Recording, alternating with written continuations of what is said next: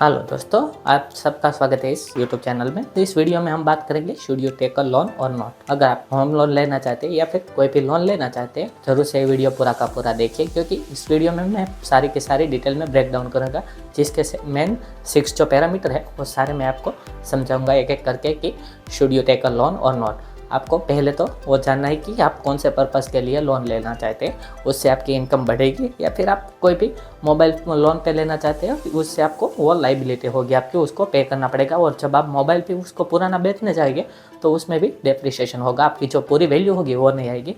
उसके बदले अगर आप होम लोन है या फिर कोई लैंड खरीदते हैं लोन लेके, तो उसकी प्राइस जो है वो अप्रिशिएट होगी, तो वो आपके लिए एक अच्छा फाइनेंशियल डिसीजन बन सकता है। तो इस वीडियो में पूरा का पूरा मैं आपको डिटेल में नॉलेज दूंगा should you take a loan or not. तो उसमें आपको क्या क्या चीज़ें ध्यान में रखनी है, जिससे आपका रेट ऑफ इंटरेस्ट कम होगा, और क्या चीज़ें आपको करनी चाहिए और क्या नहीं, वो सारा का सारा डिटेल इस वीडियो में मैं आपको दूंगा। तो ज़रूर से पूरा वीडियो देखिएगा। तो चलिए जल्दी से स्टार्ट करते हैं इस वीडियो को। तो हम पहले 6 नंबर के अकाउंट से स्टार्ट करेंगे। तो पहले तो आपको कोई अल्टरनेटिव उसका हो वो आपको रिसर्च करना है। आप अगर कोई प्रॉपर्टी खरीदना चाहते हैं तो उसके लिए तो ह्यूज अमाउंट की रिक्वायरमेंट होगी, तो उसके लिए तो आपको लोन लेना पड़ेगा। पर आपको छोटा सा कोई रिक्वायरमेंट है, घर में कोई फंक्शन है, शादी है, या फिर कोई आपको छोटा मोटा ज़रूरत पड़ गया है, किसी को देना है, कुछ अल्टरनेटिव ऑप्शन देख सकते हैं। जैसे कि कोई फ्रेंड से बोरो कर लिया, या फिर फैमिली मेम्बर से, किसी के कजिन से ले लिया, तो उससे आप 2-3 महीने बाद चुका भी देंगे, तो उसमें आपको इतना फाइनेंशियल बर्डन नहीं आएगा। आप उसको थोड़ा बहुत इंटरेस्ट पे कर देंगे। तो अभी लोन में क्या है कि आप लेंगे तब उसमें प्रोसेसिंग फी लगेगा, ये लगेगा, फोरक्लोजर चार्जेस लगेगा, तो सब आप सारा मिलाओगे, लास्ट में बहुत ज़्यादा अमाउंट हो जाएगा। तो आपको पहले तो आपके फैमिली में या फिर फ्रेंड से मिल जाए तो वहीं से अरेंज कर लेना चाहिए, अगर आपको शॉर्ट टाइम के लिए ज़रूरत हो तो। अगर आपको लॉन्ग टाइम के लिए ज़रूरत होगा तो कोई देगा नहीं देगा उसका भी दिक्कत आ सकता है, तब definitely you should look at loan. But जब तक अरेंज हो सके फैमिली या फ्रेंड से, तब तक आपको लोन की तरफ कभी भी नहीं जाना है, क्योंकि ये आपके लिए बहुत ही महंगा पड़ सकता है। 5th नंबर पे आता है फाइनेंशियल असेसमेंट। आपका फाइनेंशियल असेसमेंट करना जरूरी है, क्योंकि आप अगर 50,000 कमाते होगे और उसमें से 40,000 EMI पे कर देंगे, तो आप घर पे क्या करेंगे, उसके आपको लिविंग के लिए कॉस्ट लगता है, वो भी आपको बियर करना पड़ेगा। आपका अदर कॉस्ट हो गया, तो वो सब आपको पहले ही असेस कर लेना है, क्योंकि आप अगर डिफ़ॉल्ट करेंगे तो उसमें आपको बहुत ही हाई चार्जेस पे करने पड़ते हैं, तो वो कभी भी नहीं करना है। उससे आपका सिविल भी इम्पैक्ट होगा और आपको चार्जेस भी ज़्यादा पे करना है, तो वो आपको कभी नहीं करना है चाहिए।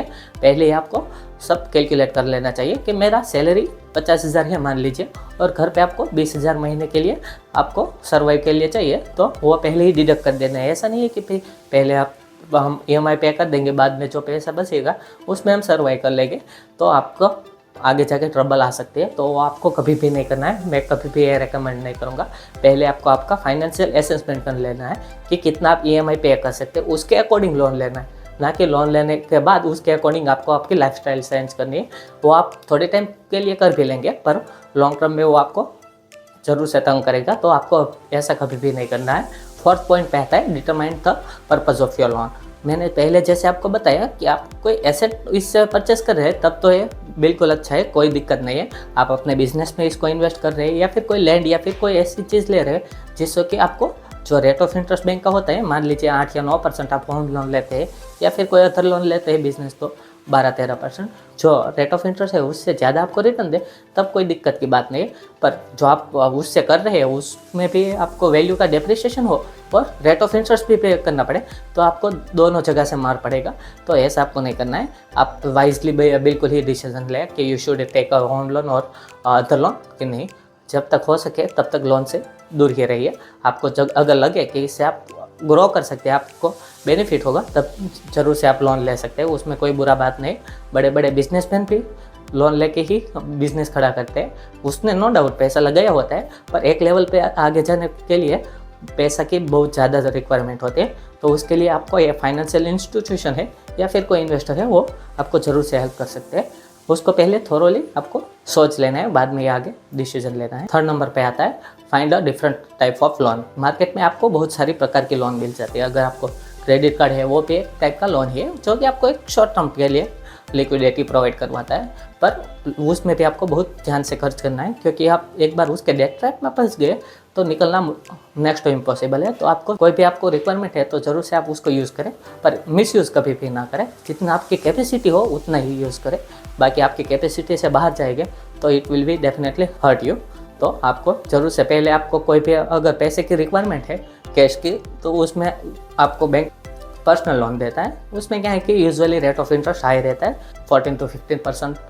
तो आपको उससे अल्टरनेट देखना चाहिए कि कोई अगर और लोन है, आपके होम लोन चल रही है, तो उसमें भी आप टॉपअप बिठवा के उसमें आप 8-9% पे पैसे ले सकते हैं। तो आपको देखना चाहिए कि किस में रेट ऑफ इंटरेस्ट कम है और आपको पैसा अवेलेबल हो जा रहा है, तो वो सब आपको डेफिनेटली ध्यान में रखना चाहिए।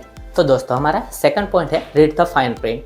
आप अगर लोन के लिए अप्लाई करेंगे तो बैंक आपको जो सैंक्शन लेटर है वो देगा, उसमें आपका सारी की सारी लोन की डिटेल होगी, जैसे कि आपको कितना पैसे की सैंक्शन हुए अमाउंट। अगर आपने 5 लाख की अप्लाई किया है तो ऐसा ज़रूरी नहीं है बैंक 5 लाख दे देगा। आपका क्रेडिट स्कोर अच्छा है तो दे भी सकता है। अगर आपको 3 लाख का उसने आपको सैंक्शन किया है तो उसमें सारी डिटेल मेंशन होगी, रेट ऑफ इंटरेस्ट क्या है, कितना टेन्योर है, तो वो सब आपको एक बार देख लेना है। क्योंकि क्या है कि बाद में आप उसको डिफ़ॉल्ट करेंगे या फिर लेट पेमेंट करेंगे तो उसमें अलग से चार्जेस लगेगा, तो वो आपको कभी नहीं करना है, उससे आपका क्रेडिट स्कोर पे इम्पैक्ट होगा। तो आपको पहले ही सारी डिटेल एक वर्ड टू वर्ड चेक कर लेनी कि आपके उसकी जो टर्म्स एंड कंडीशन है वो सारी एक बार डिटेल में पढ़ लेनी है, जिससे कि आपको आगे जाके कोई दिक्कत ना आए। और हमारा फर्स्ट नंबर पे टॉपिक आता है कि check your credit score regularly. आपको आपका क्रेडिट स्कोर रेगुलरली चेक करता रहना चाहिए, क्योंकि क्या है कि अगर आपको कोई भी आपके अकाउंट में फ्रॉड हुआ होगा, किसी ने आपके जानकारी के बिना भी अगर लोन ले लिया होगा, अभी तो बहुत इजी हो गया है लोन लेना, कोई भी आपका मोबाइल 2 मिनट लेगा सीधा ही लोन अकाउंट में आ जाता है कोई ऑनलाइन प्लेटफॉर्म से, तो वो सीधा ही लेके ट्रांसफ़र कर लेगा। तो आपको वो ध्यान रखना है कि या फिर किसी और ने भी क्रेडिट कार्ड का भी ड्यू है तो वो सब वहाँ पे आपको देखने को मिल जाएगा। तो आपको रेगुलरली क्रेडिट स्कोर चेक करना रहता है। उसके लिए बहुत सारे प्लेटफॉर्म है, उसमें आप फ्री में क्रेडिट स्कोर चेक कर सकते हैं, क्रेड में पे कर सकते हैं, वो बहुत सारी एप्लीकेशन है। तो उससे आपको क्रेडिट स्कोर रेगुलरली चेक करता रहना चाहिए। जितना आपका क्रेडिट स्कोर अच्छा होगा उतना आपको bank low rate of interest offer करेगी, क्योंकि बैंक को भी अच्छे कस्टमर चाहिए, उसको भी 2-3% का तो प्रॉफिट हो ही रहा है, तो उसको भी अच्छे कस्टमर चाहिए जिसमें उसका रिस्क कम हो, तो आपको भी कम रेट ऑफ इंटरेस्ट में लोन देंगे। तो ये सब चीज़ें आपको लोन लेने से पहले जरूर से ध्यान में रखनी चाहिए। और आपको अगर क्रेडिट कार्ड अप्लाई करना है तो नीचे डिस्क्रिप्शन में नंबर दिया है, आप हमारी टीम से कॉन्टैक्ट कर सकते हैं। They will definitely help to apply credit card for you. और अगर कोई और आपको क्वेरी हो तो आप कमेंट कर सकते हैं। We will definitely make video on this topic also. Thank you for watching this video till the end, and make sure to subscribe our channel and also share this video with your friend and family. Thank you.